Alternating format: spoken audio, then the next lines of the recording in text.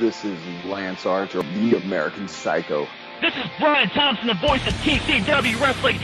This is the original hardcore chair swinging freak of ECW, the one and only Axel Rocky. Yes, this is the Shockmaster, and you're listening to Hardcore Wrestling Radio.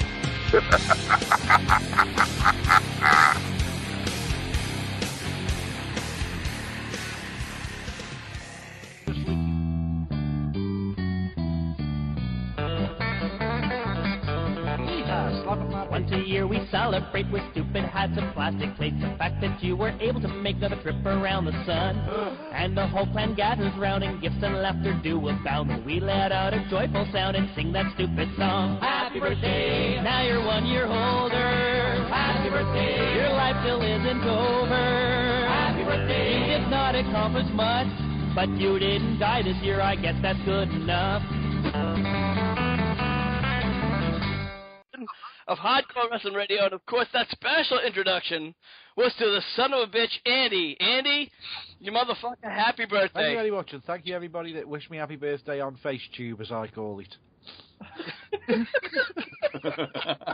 We got a lot to talk about this week. It's really incredible. A lot of things have been happening. But first, let's introduce the panel. Over from the West Coast, he's the Bay Area MVP, known as Will. Will, what's going on? Billy, I hope you're listening tomorrow. I'm gonna get you, you son of a bitch.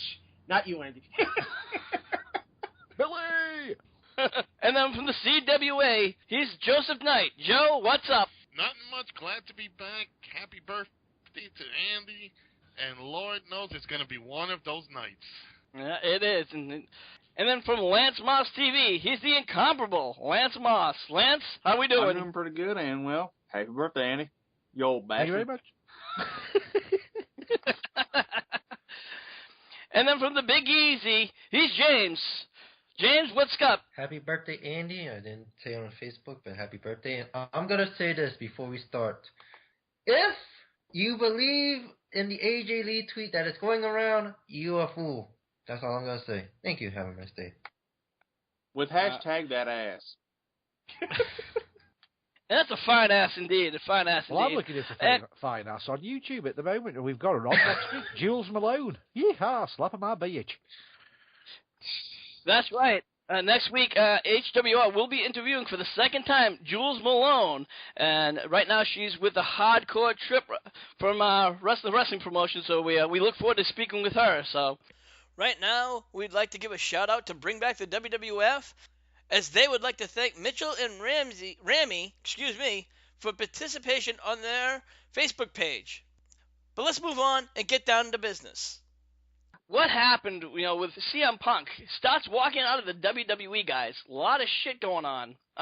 Andy, your thoughts about this? Well, as I said before on the pre-show, I don't know if it's storylined or whether it's legitimate. Because if it's legitimate, where exactly is he going to go? Now, I know he's one of these people that wants to join MMA of some way, shape, or form, or UFC, but somehow I just don't see him hacking it in that particular field. So is it a good move on his part if it's real and not staged? I don't think so. It just shows his immaturity, I think. All right.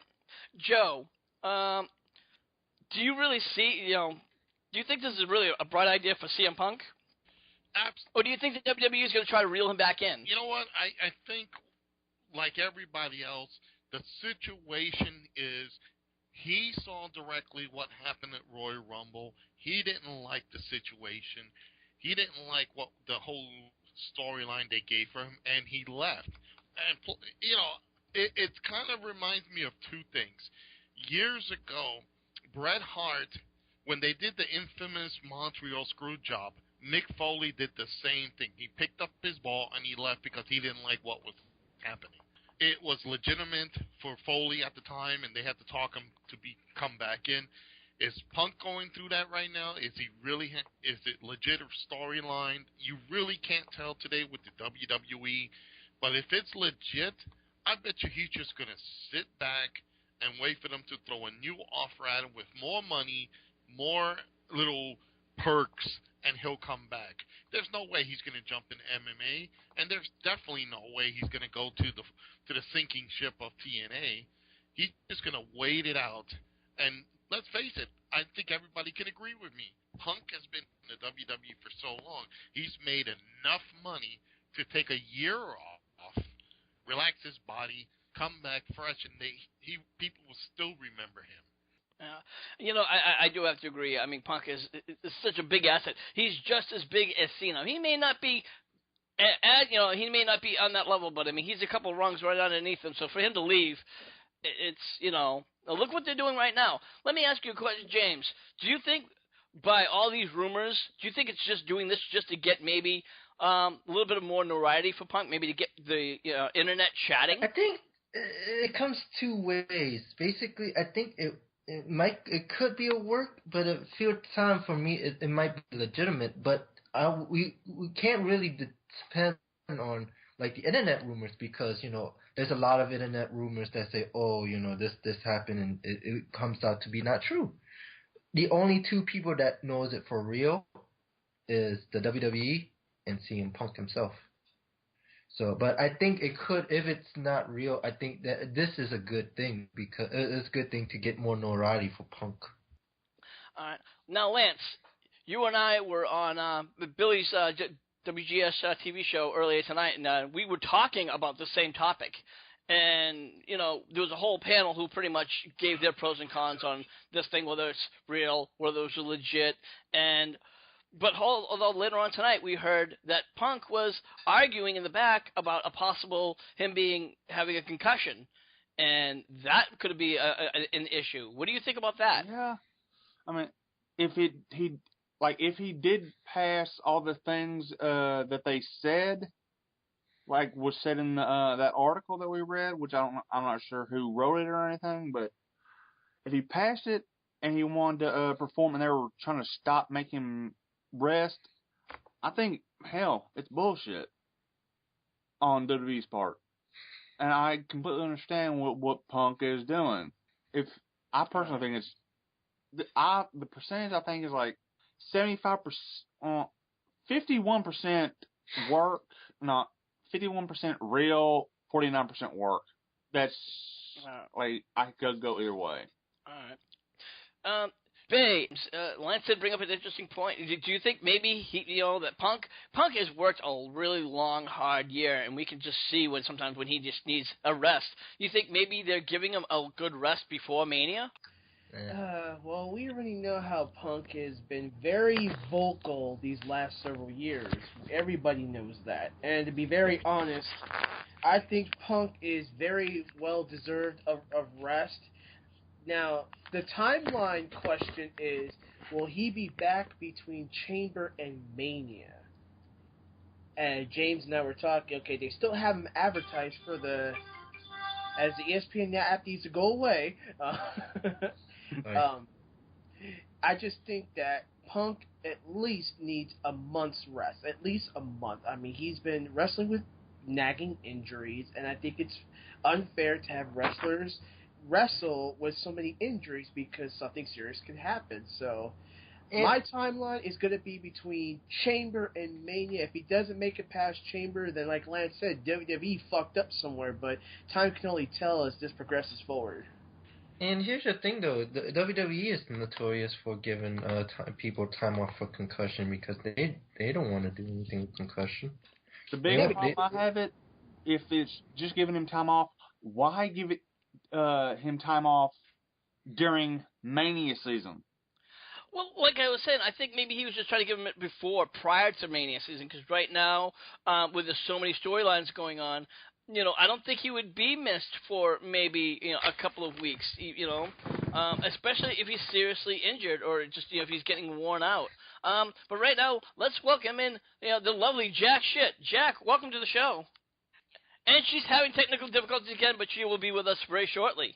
Yeah, can I say something real quick? Sure, Joe, go ahead. Regarding CM Punk, I think basically what you're going to see him do, if this is a work, you're going to see him tweet more often on his Twitter. He's going to go on, if he has a Facebook, he's going to make a public thing out of it. And they're he's gonna stay off of WWE TV and past the Chamber. You're gonna see him the weeks coming up, right after the Chamber, the first Raw after Chamber. You'll see him come back. He'll do something to get on Triple H or something, and then bam, he's back in WrestleMania. It's to me, WWE will be stupid enough to let this guy go, but if it's a work, let it play along. The WWE, everybody has been upset with them since the Daniel Bryan incident. So this is going to be, I think this is something that they could also help them, help the storyline of that. Now they lost another person they can cheer for because of the WWE. Think about that. And that's a valid point. Jackie, are you with us? I am here, yes. All right. So I know, Jackie, you're familiar a lot with the CM Punk thing, and do you really think offhand that somebody should just walk out? Keep in mind, this guy has been really popular in the wrestling community, wrestling industry. Do you think he should just walk out if he just doesn't get his spot? Yeah, it's kind of like walking off of any job. Is that really an intelligent choice? Especially, he's doing it so publicly. It's not like he's gone into the background and said, I'm leaving. It's an interesting point. And keep in mind, ladies and gentlemen, she is still very, very new to the wrestling industry. She doesn't really know a lot of these storylines, so we're just getting an outside, opinion. But let's move along. Let's talk about something a little bit more positive. Can I just put something out there for the people that listen to the show and what have you? Sure. I don't know what his income is, but he probably earns $250,000 a year. Who is going to just... We all do jobs that we don't like. People out there probably listening to this show, and there's nothing wrong with the comments I'm going to make, are probably filling shelves in Walmart for basic wage, and they're really pissed off with their job. But without their job, they can't pay their bills, their taxis, they can't run a vehicle. So what could be so wrong with wrestling that he's just walked away from $250,000 payoff? And, it's a valid point. And it's not like there's a lot of other companies that he could easily run to and get that kind of a pay. He's not going to get that from TNA, and the only way he could possibly get that is if he did work the indie scenes. But I really don't see that he could make that kind of money, and Joe could probably verify this. I don't see how he could make the income that he's making now, no matter how bad it is, no matter how bad the working conditions or whatever. I don't see him making $250,000 on the indie circuit. Let's say he charges $5,000 per match. He's got to do some serious amount of matches to equate $250,000. So I just think it's a bluff. It really is a bluff, and I hope it doesn't backfire on the guy, because he's just thrown away the best thing he's probably ever done in his life. You know what? I don't think he's throwing it away. I think Punk realizes how valuable he is to the business, and how entertaining he is, and how much money he can draw. Now, like I said before, the man has made a lot of money already. If he decided to hit the indie circuit, it's just basically chump change, because you're not going to see a $5,000 little check with him. He's going to ask for more than that. He's going to ask for at least $15,000 or more, and that's some indie promotions will mark out, and they will definitely hire him because of that. Do you think that we might be doing it so he can have some feud at WrestleMania? Because from what we can all gather, looking at the dirt sheets on the internet, he's jealous because they're giving a push to Daniel Bryan, and he's been left out of WrestleMania. Do you think it's a way that he could have a feud with Daniel Bryan and make it personal, and people will want to see the fight at WrestleMania because they're bitching about each other? I see where you're going. I don't think it's about Daniel Bryan. I think for one it was pissed about Batista getting the win. But it's possible. But here's the thing. Daniel Bryan hasn't really got a good match at WrestleMania, and I think if he fought CM Punk because they make the storyline that they're jealous of each other's career, that would make for a good, entertaining match, because you could really go with these guys really do hate each other and they're fighting for their position in the company. I could go with that storyline. But here's the thing with the dirt sheets. The dirt sheet saying that Daniel Bryan was going to fight Sheamus at WrestleMania, and CM Punk was going to fight Triple H because he was going to go against the Authority. Now they say because CM Punk is out of the WWE, Daniel Bryan has to take place of CM Punk and fight Triple H. You know what would be the smartest move here?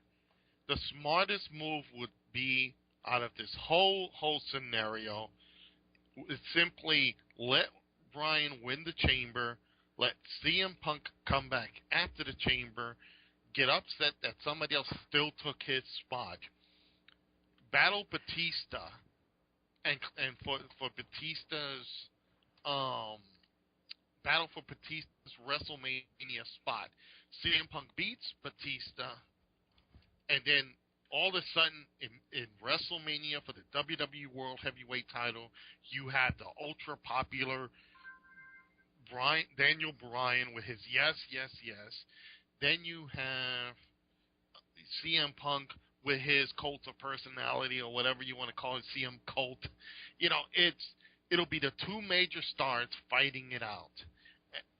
But you know what, though? I don't think that would work. I'm going to tell you why. First off, they're not going to remember CM Punk's cult of personality. They're going to remember CM Punk. This was CM Punk. Oh, he left because he bitched because he didn't get a spot. Oh, then, you know, they did something that they've never done in almost 30 years since the Royal Rumble, and he gets back, he wins the spot, so, oh, he pouted and he got his spot back, and they're going to see his CM Punk as the powder. And I don't think that would work. I think they should just... Unfortunately, as much as I don't like the fact that Brock Lesnar won, I'm very upset that he won. I don't think he deserved to win, but now they have to roll with it. Batista? And it sucks. Batista, yeah, sorry. The fact that Batista won, so they just got to roll with it. And that's just how they got to do it, you know. So, it's just not going to work, so... But let's move along. Let's talk about something a little bit more positive. The fact that Jake the Snake Roberts gets inducted into the Hall of Fame, guys. And I know somebody here is going to mock about it. Andy, I know what you want to say. It's not before time. I'm a little bit disappointed that they didn't actually put him in the Royal Rumble as well as a bit of a teaser. It would have been nice to have seen him in the Royal Rumble and then get inducted at WrestleMania for his deserved ring, for the want of a better term. But I was really disappointed in the WWE that they didn't put him in Royal Rumble. Some people might say he can't go. According to him, he's more than happy to go. And seeing some of his indie stuff over the last couple of months on YouTube, I agree with the guy. He can at least do a Royal Rumble, even if he couldn't carry a full match. Well, you know what? Actually, Jack Shit has something to say about that. Jack, didn't you? What did you say when you first saw saw Jake the Snake? Well, I saw a picture from a distance on his computer, and I said, "Why do you have a picture of Ron Jeremy on your computer?"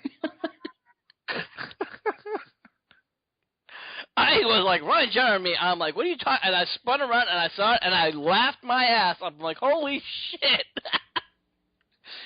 And you know, if you look at the picture, he looks a little bit like Ron Jeremy. And they both have Damien the Python. One's actually in a bag, and the other one's in his underwear. Is this Jake's new career move? I believe so. I wonder if they would ever get teamed up. If Ron Jeremy and Jake the Snake would ever team up.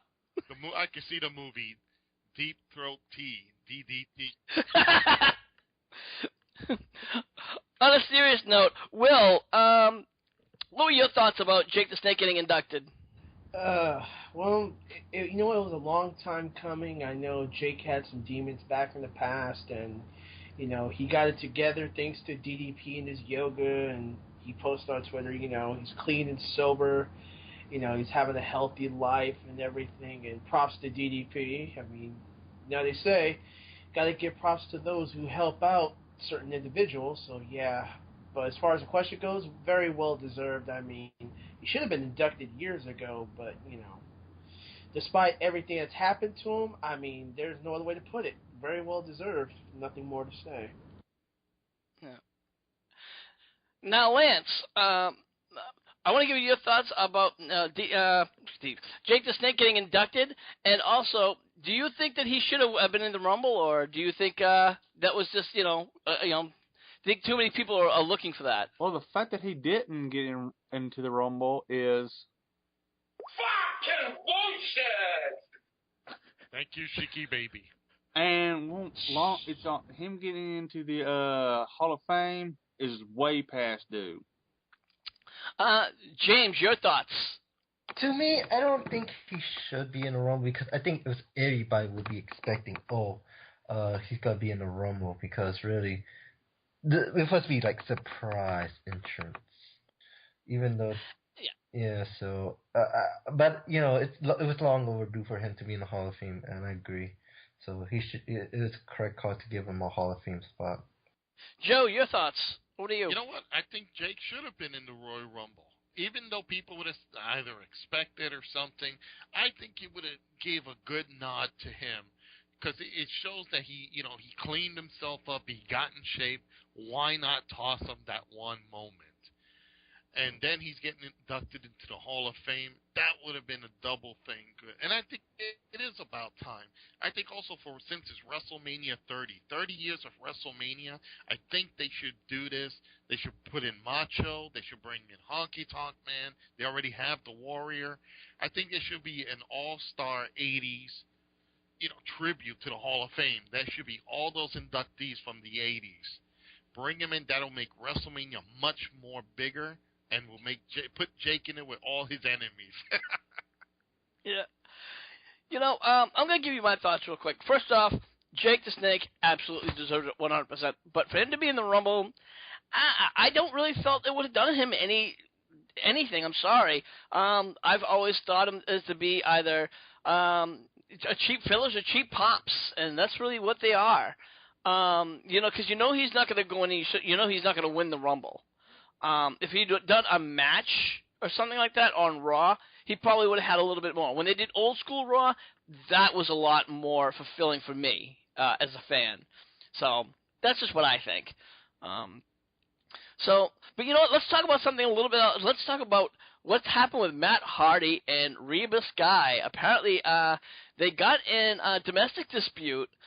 That was actually early today, and it was due to Matt Hardy falling off the wagon. But Reba Sky is standing by her man. She's standing strong. Andy, your thoughts? I just think it's another Matt Hardy's way of getting himself on mainstream websites or whatever. I just think he's done this sort of thing before.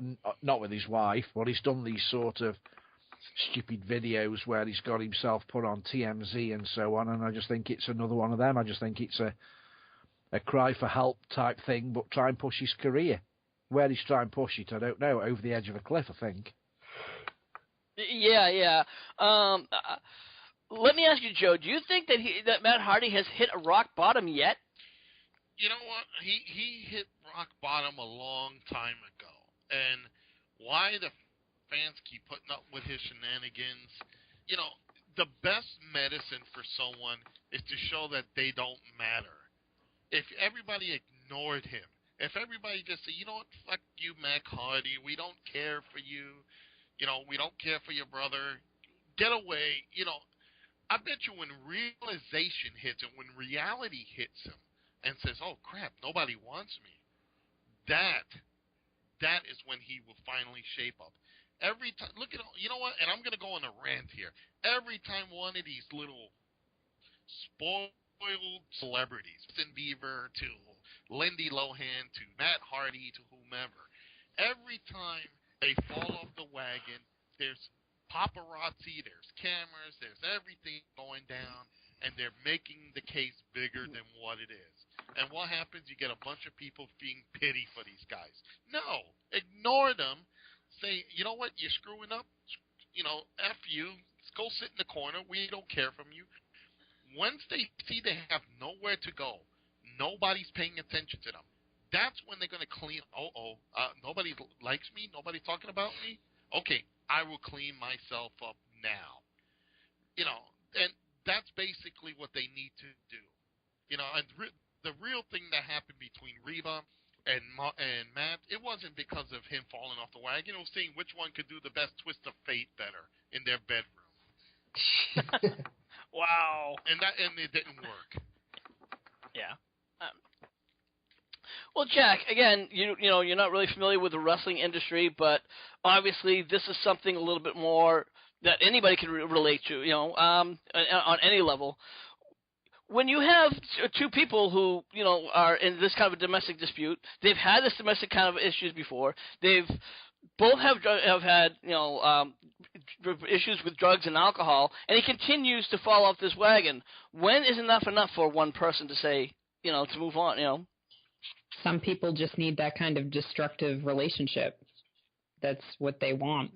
I mean, it should be over after, so many times, but a lot of times it's not. Will, your thoughts? Okay, I was just waiting for my turn. Yeah, you know what? I think Joseph answered everything I was going to say, so thank you, Joe. Even the Justin Bieber? Oh, we knew that was going to happen. But I will say this, though. I mean, I just think, when they got married, okay, you thought that Reba Sky was going to be the solution to Matt Hardy's little demons and everything like that. But I guess it spoke in fruition of negativity to where we heard that, they're beating each other up and this and that. You know what? Pretty much, I will give this another month and then the destruction will happen. I give it one more month, Rick, and then we'll see. Well, keep in mind now Reba she was also in rehab as well, if I'm not mistaken. Am I correct on that, guys? Can anybody confirm or kill that one?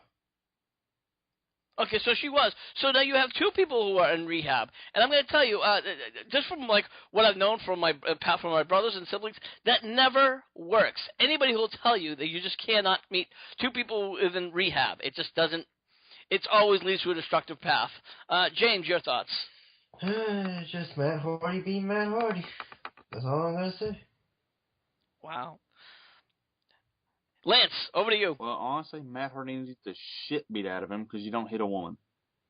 Absolutely. I 110%. It's one thing you just know. I can't agree with you 100% more.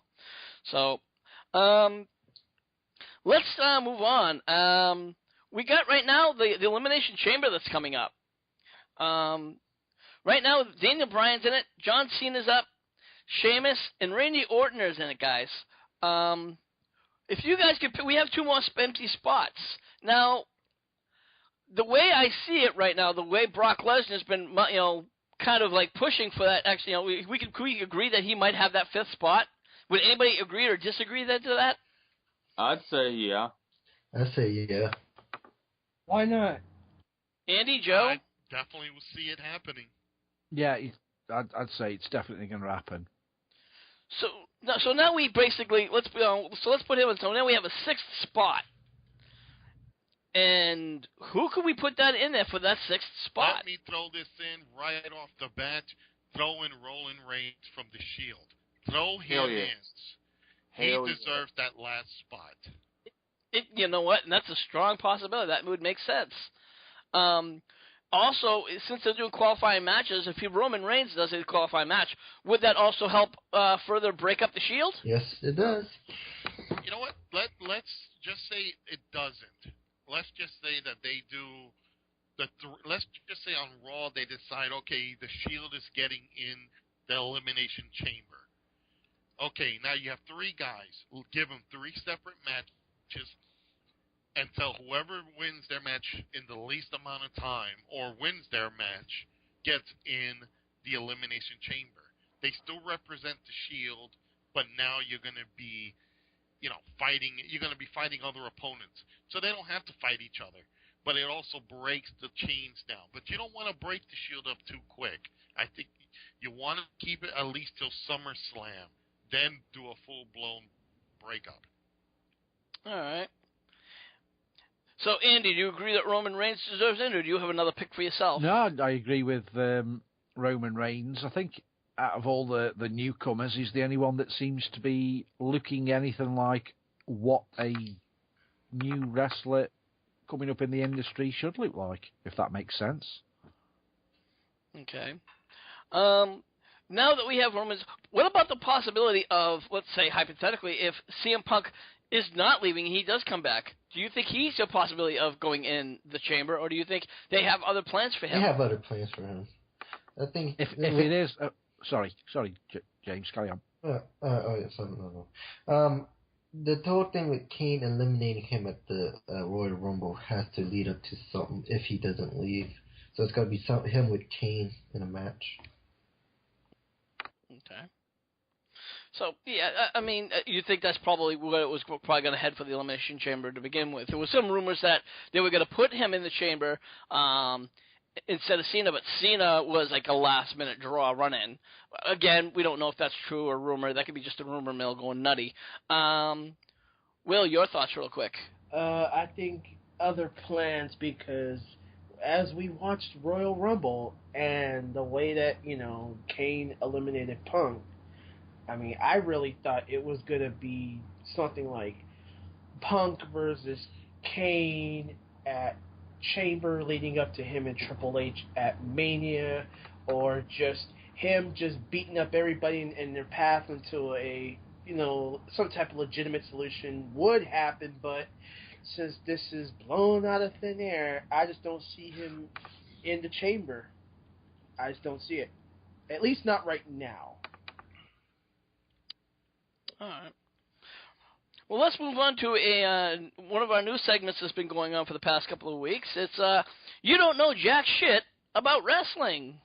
Jack, I believe you have a couple of questions for us.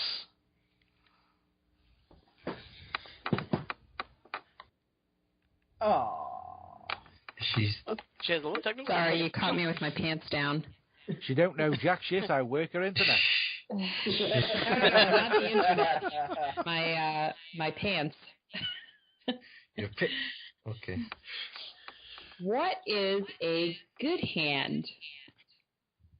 You tell that to Rick, and It's not poker, I'll say that much.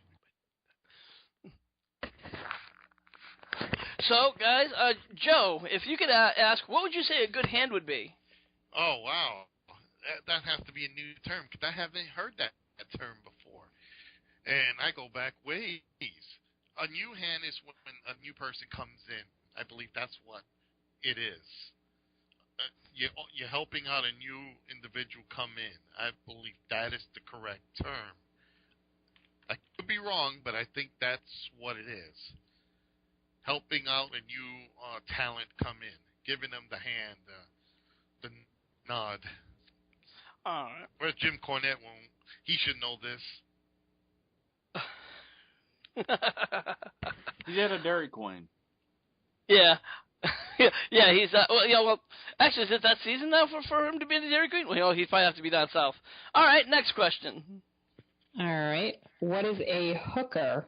All right, I know what a hooker is. All right, here we go. You can find them on Times Square in New York City from 11:30 till at least 3 in the morning. Yeah, I don't even have to look that far. I can drive to Boston, I'm sure. Lance's backyard. Lance's backyard. Oh, that's cold. Bésame culo. Lance, stay off the streets. You're not that type of guy. Anyway, would Joe like to explain what a hooker is? Go ahead, Joe. Joe, I think basically you are the HWI teacher of the night. Basically, a hooker is when you hook the guy's legs. It's like similar to a small package, but you're hooking the guy. It's like hooking the tights, hooking the leg. That's the proper term. All right. And the last question. Okay, having spent some time as a truck driver, I have never heard this term, ring rat. I have heard lot lizard, but I don't know if they're the same thing. So. Basically, yes. Uh-oh. Okay. I gotta answer that one. A ring rat is the ultimate fan. There's two versions. There's the male and the female.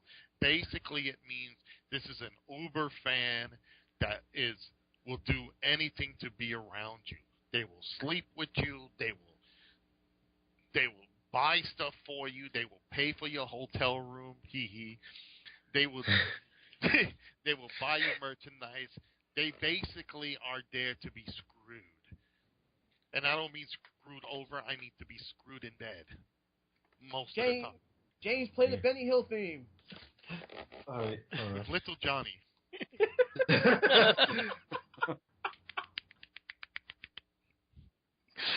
Oh, wow. But that's the term of a ring rat. I've had ring rats. I know many people have.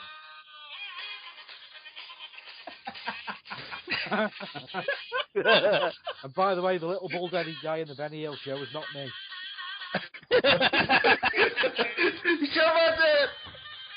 Yeah. And that's this week's edition of You Don't Know Jack Shit About Wrestling. And for those of you listeners, hey, if you got a question for Jack Shit, of course it's got to be wrestling related. Feel free to ask. Put the comments in the comment section below, or even post it on the Facebook page. But let's move on, guys. You know what? We've noticed that right now that we have two mid-champions. We have Big E Langston, who's the Intercontinental Champion, and we have Dean Ambrose, who's the United States Champion. And guys, these guys have both had titles for quite some time. And the WWE has a 30-day defend policy, and they don't have that policy. It's not been using. You know what? I'm going to start over all the way with Will. Will, what's your thoughts about this? WWE doesn't care about this policy. They only care about ratings, money in their pocket, and whatever benefits them. You know what? They might as well throw this policy out the window and throw it into the Buckingham Palace. No offense, Andy, but I mean, this is ridiculous. I mean, if anything, Big E has defended it only twice. Ambrose has defended it for more than 90 days. This is ridiculous. Throw it away. This doesn't make sense. Sorry. All right. Lance, why do you think they're giving these guys these titles and not doing anything with them? Just to have, it's them saying, oh, their titles are just vacant. They're just putting them on a body. They're just putting them on a body. All right, simple as that. Now, Joe, they have a good-sized roster, but they're not doing anything with these titles. Why don't they just merge these titles? Because these titles are basically just, a shelf life, collecting dust. Why aren't they doing anything with them? Why do you not think they're not doing anything with them? The same thing you just said. They have too many people on the roster, and technically to eliminate or merge these two titles will leave a whole bunch of people open.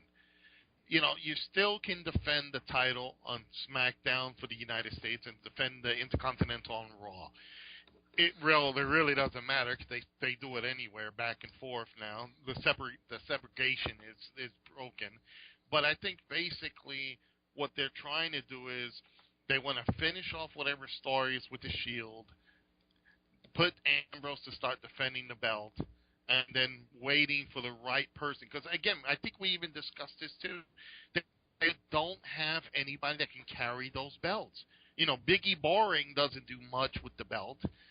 He hasn't defended in a long time. Ambrose is so embroiled in whatever the Shield does and whatever they have the Shield do that he hasn't had time to do any sort of title defense. But I bet you this, whoever defends their belt first, either Big E or Ambrose, is going to lose it that first shot. Because, but the problem is, again, there's no one who you can fill that belts with. Okay, well, you know what, Andy, now he has a kind of a valid point, but even if there's no one you can fill those belts with, why not at least try to defend them and at least make the match, the titles look, give it some kind of, make the matches look interesting, because they're not even defending them. They're just having matches, and that's it. To be perfect, why not try to build your undercard?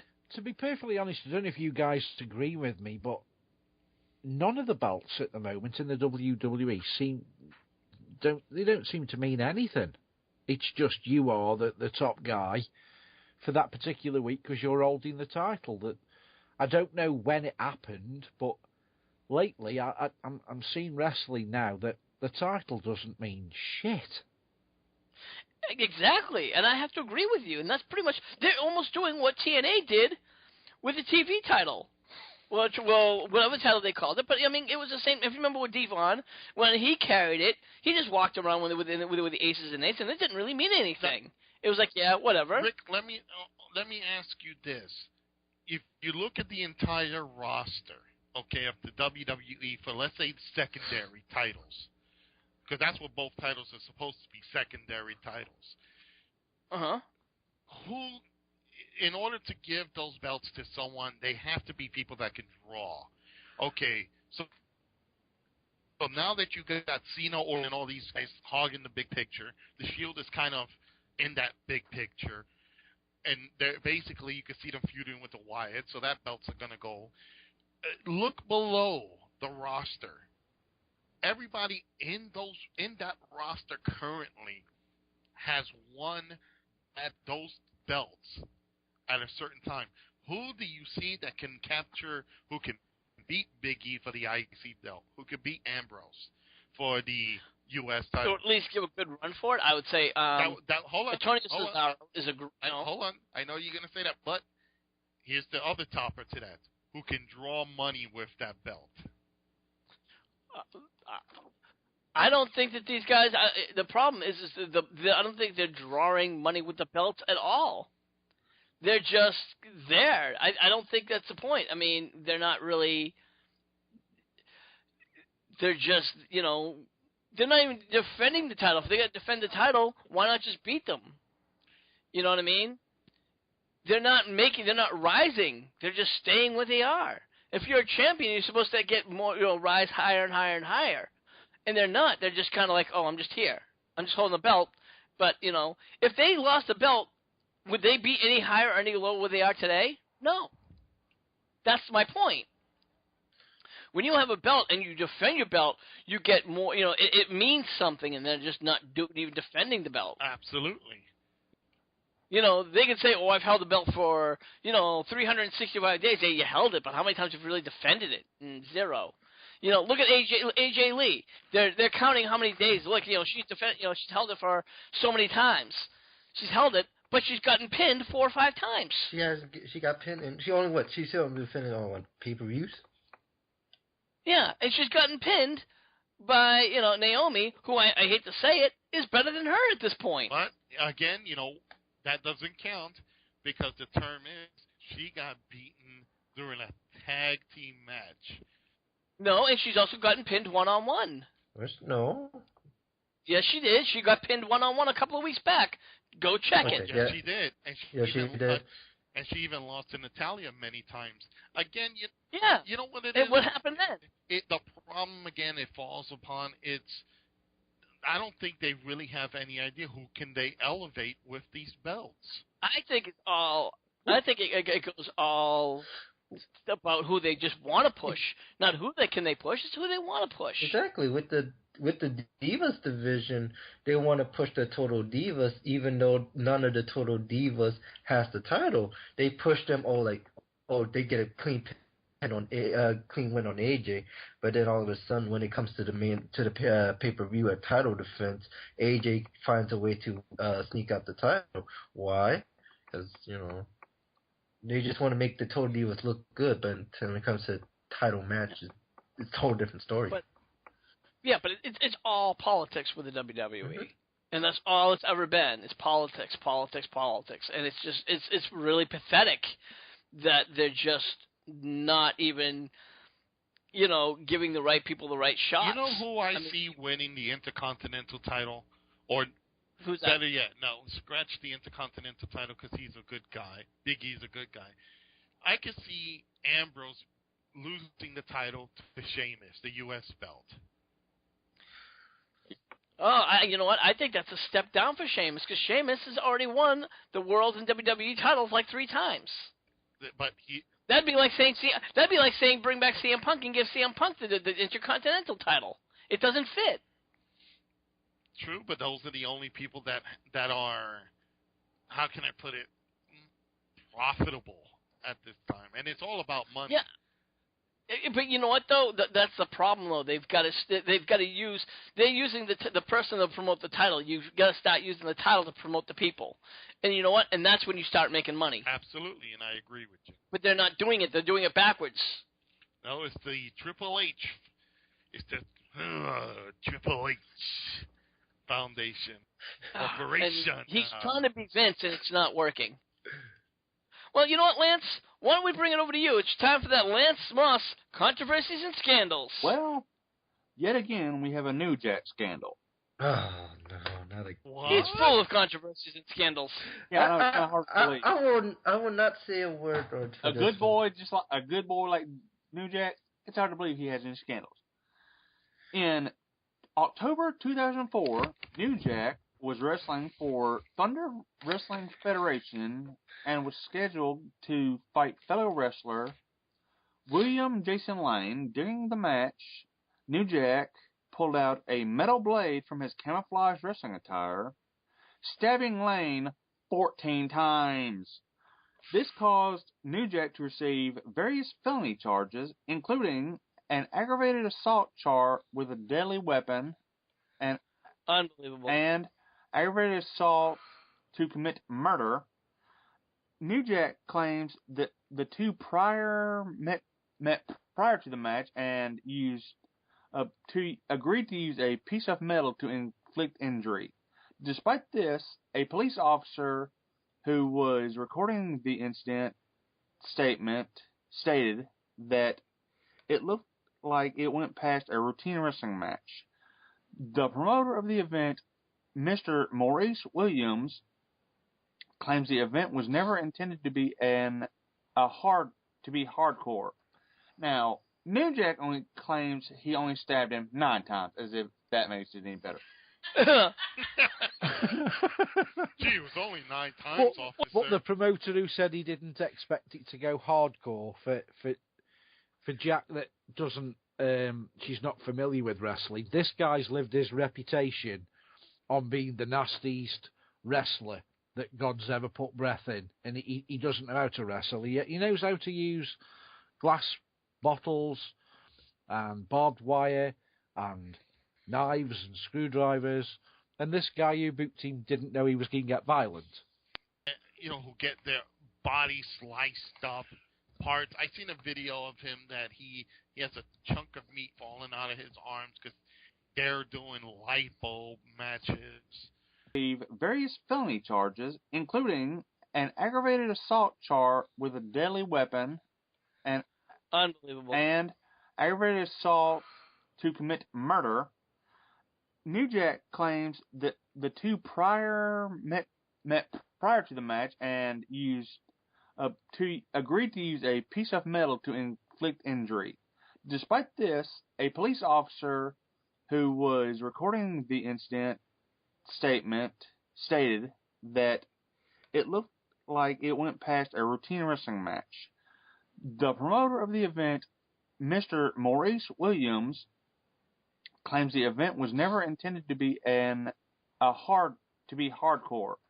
Now, New Jack only claims he only stabbed him 9 times, as if that makes it any better. Gee, it was only 9 times, officer. But the promoter who said he didn't expect it to go hardcore for Jack that doesn't, she's not familiar with wrestling. This guy's lived his reputation on being the nastiest wrestler that God's ever put breath in, and he doesn't know how to wrestle. He knows how to use glass bottles and barbed wire and knives and screwdrivers, and this guy who booked him didn't know he was going to get violent. Yeah. Calls himself a promoter. Yeah. I can just see that. That's like, Your Honor, saying, I've hired Mike Tyson to do a speech, and I didn't realise halfway through he'd start boxing. It's what Mike Tyson does. He's a boxer, or ex-boxer. Yeah. Your Honor, I'm sorry. I didn't stab him 14 times. I only stabbed him 9 times. Oh, okay. Yeah, I'm sorry. Not guilty. Oh, well, since you only I only stabbed him to hurt him. I didn't stab him to kill him. But I don't get this. Why does he? It's beyond violent. It's just, what is wrong with this guy? Seriously. And you know what? The fact people like to see him wrestle for that one reason, and if he did become mainstream, it'd be scary. It's barbaric. It's like a street thug who's actually being paid to do what he's doing. It's but you know, scary. people should have realized after the. And that's the reason why I do not employ hardcore in my promotion. Because it has a tendency of getting out of control, and you don't never know. And I know people who have done hardcore, and I don't want those type of people in my promotion. No, nothing personal. It is all business. But I cannot stand hardcore, and I think ECW has done a lot of good things for its time, but with the hardcore stuff, I think that's where it really screwed up. I think that's all they made these people do, and that's all they like. New Jack is accustomed to it. I mean, I've seen his Smoky Mountain work, and he actually works. But since ECW, that's all he does is hardcore, blade people, kill, does all this stuff. I don't know the guy personally, but, he's not the type of person I would want in a promotion. Yeah. Well, getting back to what Andy said is, people go to see him do that. It's kind of like the same idea of people go to a NASCAR race, not to see cars go around in a circle, but because they're hoping cars are going to wreck. People like destruction. So. Yep. It's just really scary. I mean, if people want to see wrestling that is hardcore, then they should not show it on TV, and pretty much like dogfighting, and I don't condone dogfighting, but go and see it in the underground places where you're not really supposed to know it goes on. I'm a big wrestling fan, and I'm not into this CZW type shit deal that they put on television. And one thing, who cares about someone throwing somebody through a plate glass window or barbed wire? The thing is, stuntmen in films are thrown through candy glass, not real glass. So when someone gets thrown through a legitimate window, it doesn't have the same effect. Yeah, it has a nasty effect on the person that goes through the window, but how barbaric have they got to get before people are going to realise this is dangerous? What? As somebody who they sort of cut off when people go watch this sort of thing. They cut off from the real world and they think they're just stuntmen and it's not real glass. And then suddenly, when the bloke's arm's ripped off and he's pouring the blood, they think, "Oh, that looks real." It is real. Trust me. I don't think that they don't care. I think they know it's real. I just don't think they don't care it's real. It's like, hey, I'm not the one getting hurt, and they're getting paid for it. What they don't probably realize is they're only getting paid $50 to, pretty much tear themselves up and go to the hospital bills probably more than. There's a guy, I don't know if you're familiar with the guy. Joseph might know, Madman Pondo, who's renowned for being in like CZW. And one of the interviews, they said to him, "What would you do to get the crowd hyped up? How far would you physically go?" And he said, categorically, "If I had to lose a limb, so be it." What's up with the guy? And then get paid $50. Yeah. Yep. That's his attitude is modern technology now. If he amputated an arm, if he gets rushed to the ER quick enough, they could restitch the arm back on. But that's beside the point. Well, let me That's ask you a question. The guy's got. Jack, let me ask you a question. What do you think these guys are into? What is it that you think these guys, do they have a death wish? I mean, you don't know wrestling again from a hole in the wall, but why do you think guys would want to throw themselves through plate glass, want to literally maim themselves for as low as $50? What do you think what's doing that? What's driving them? Previous head injury? I don't know. I'm just wondering if it's these people who are who've got like a fetish, like a sexual fetish, if they just enjoy the pain aspect. Some people do get off on being in pain. I'm sorry, I'm one of them people that I'm a typical man. When I've got a pain, I'm a child. Yeah. For the record, Jack, I'm not into sexual fetish with pain, so I'm all good over with the that. end of the plate glass window later. Yeah. No Marty Jannetty him. And remember, if you're going to stab him, only stab him 9 times, not 14. Yeah, just 9 times. And I've seen guys like Necro Butcher, who get their body sliced up parts. I've seen a video of him that he has a chunk of meat falling out of his arms because they're doing lipo matches. And to me, that's, how far, do you think you're going to get anywhere? Do you think the WWE or some real serious promotion is going to take you seeing all that crap? I don't think so. I don't think people will be interested. Look at Dean Ambrose. I mean, he was actually from CCW, and I think he now, because of all the injuries that he has to cover up because he's probably got thousands of scars. Absolutely. So, I mean, he got lucky. I mean, there are people from CCW that do make it out. There are very few. They're few and far between. There are not many. But how they get from there to the WWE? What happens is a lot of these guys, they realize after a while, okay, this is not working. I better do something else. And they do. I've seen a lot of guys transcend from the hardcore realm, and they go, okay, we're going to do now straight wrestling. So there's a lot of guys that get it. There's a lot of guys that just want that 5 minutes of fame and that $50 and will bleed buckets just to do it. I think it's ridiculous, and I think that's why our society slowly goes down the drain, because people want to see that stuff. Look at when you're driving down the expressway. People slow down when there's an accident. Oh, they want to see the bodies. I think they should condone that ultra-violent type of, wrestling, because that's not even wrestling. That's just shoot fighting. Yeah, absolutely. I agree. Well, guys, I think this is where we're going to wrap it up here because this has just been a great conversation. Joe, where can everyone find you at? Oh, you guys can find me on ClassicWrestlingAssociation.com. You can find me on Facebook at Facebook.com/Classic Wrestling Association. You can find us on YouTube at CWA Classic Pro. You can find us on Twitter at Pro Wrestling CWA, and on Instagram at Instagram.com/Classic Wrestling Association. Woo! That's a long one.